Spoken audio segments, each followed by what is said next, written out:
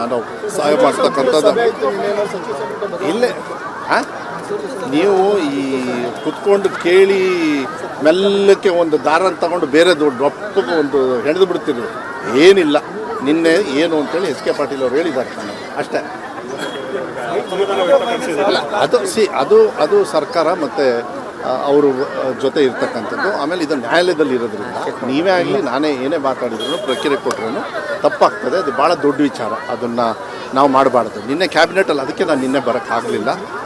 ಅರ್ಜೆಂಟಾಗಿ ಯಾರ್ಯಾರು ಬೆಂಗಳೂರಲ್ಲಿದ್ದರೆ ಅವರೆಲ್ಲರೂ ಆಮೇಲೆ ಕೋರಮ್ ಎಲ್ಲ ಬೇಕಾಗ್ತದಲ್ಲ, ಅದಕ್ಕಷ್ಟೇ. ಜಿಲ್ಲೆ ಅಲ್ಲ, ಇಡೀ ರಾಜ್ಯದಲ್ಲೇ ಈಗಿನ ಮೀಟಿಂಗ್ ಬಂದು ಅದನ್ನು ಭಾಳ ಸ್ಟ್ರಿಕ್ಟಾಗಿ ತಗೋತಾ ಇದ್ದಾರೆ.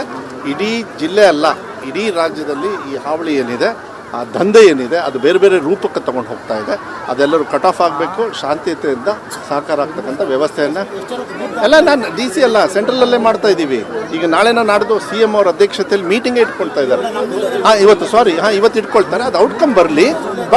ಬಟ್ CM ಅವರು ಪರ್ಸ್ನಲ್ಲಾಗಿ ಭಾಳ ಸ್ಟ್ರಿಕ್ಟ್ ಆಗಿದ್ದಾರೆ. ಇದು ಹತೋಟಿ ತಪ್ಪಿ ಹೋಗ್ತಾ ಇದೆ. ಜನರು ಅನ್ಯಾಯವಾಗಿ ಕೆಲವು ವಿಚಾರಗಳಲ್ಲಿ ಪಾಪ ಸಹಕಾರ ಕೇಳ್ಕೊಂಡು ಸಿಕ್ಕಾಕೋತಾ ಇದ್ದಾರೆ.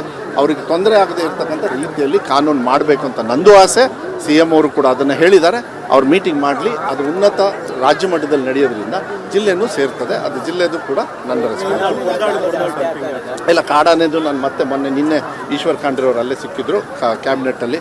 ನನಗೆ ಶಾರದಕ್ಕನ್ನು ಸ್ವಲ್ಪ ಇದನ್ನೆಲ್ಲ ಕಳಿಸಿದ್ರು, ಏನು ಕೆಲವು ಪೇಪರ್ ಕಟ್ಟಿಂಗ್ ಎಲ್ಲ. ಅವ್ರಿಗೆ ಹೇಳಿದೆ ನಾನು ಹಿಂಗೆ ಅಂತೇಳಿ. ನೀವು ಬಂದು ಕೆಲವು ಹೇಳಿದ್ರಿ, ಈ ಫಾರೆಸ್ಟ್ ಕಾರಿಡೋರ್ ಎಲ್ಲ ನಾವು ಮಾಡ್ತೀವಿ ಅಂತ ಹೇಳಿ. ಅದನ್ನು ಆದಷ್ಟು ಬೇಗ ಇದನ್ನು ಆ್ಯಕ್ಷನಿಗೆ ಹಾಕಿದ್ದೆ. It will take some time.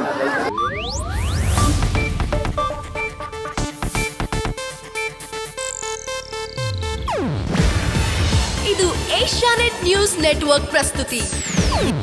ನೀವು ನೋಡ್ತಿದ್ದೀರಾ ಏಷ್ಯಾನೆಟ್ ಸುವರ್ಣ ನ್ಯೂಸ್.